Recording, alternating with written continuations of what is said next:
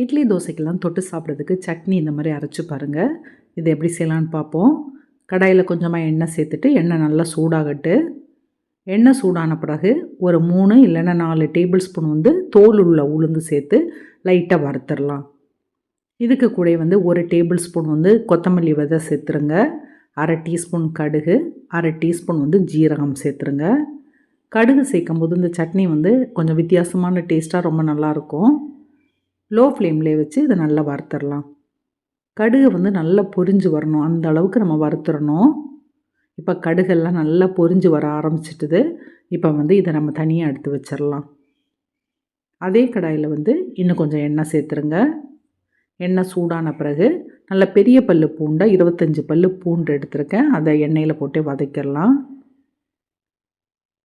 பூண்டு வதங்கிட்டு இருக்கும்போதே இதில் கருவேப்பிலையும் சேர்த்துடலாம். நான் ஒரு 3 கொத்து கருவேப்பிலை சேர்க்குறேன்.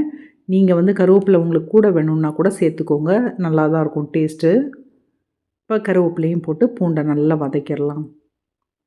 பூண்டு கலர் மாறி வரும்போது ஒரு சின்ன உருண்டை புளி, சட்னிக்கு டேஸ்ட்டுக்கு தகுந்தபடி சேர்த்துக்கோங்க.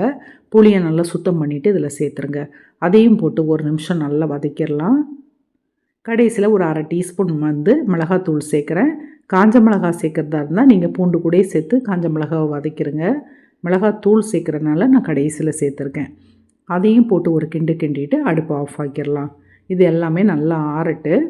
இப்போ மிக்ஸி ஜாரில் வறுத்து வச்சுருக்க உளுந்து சேர்த்துடலாம். அதுக்கப்புறம் இந்த பூண்டையும் இதுக்கு கூட சேர்த்துடலாம். சேர்த்துட்டு தேவையான அளவு உப்பு சேர்த்துருங்க. சேர்த்துட்டு இதை ஃபஸ்ட்டு மிக்சியில் போட்டு ஒரு சுற்றி எடுத்துடலாம். அதுக்கப்புறமா இதில் தண்ணி சேர்த்தா போதும். இப்போ இதை ஒரு சுற்றி எடுத்தாச்சு. நான் இன்றைக்கி துவையல் பதத்துக்கு அரைக்கிறேன். துவையல் பதத்துக்கு அரைச்சோன்னா சாதத்தில் போட்டு பிசைஞ்சு சாப்பிட்றதுக்கு ரொம்ப நல்லாயிருக்கும். சட்னி பதத்துக்கு அரைச்சிங்கன்னா இட்லி தோசைக்கு தொட்டு சாப்பிட்லாம். சட்னிக்கு அரைக்கும் போது தண்ணி ஊற்றி நல்லா அரைச்சிட்டு கடைசியில் தாளித்து மட்டும் அதில் ஊற்றிடுங்க. அப்போ சட்னி ரெடி ஆயிரும். நான் இன்றைக்கி துவையல் அரைச்சிருக்கேன்.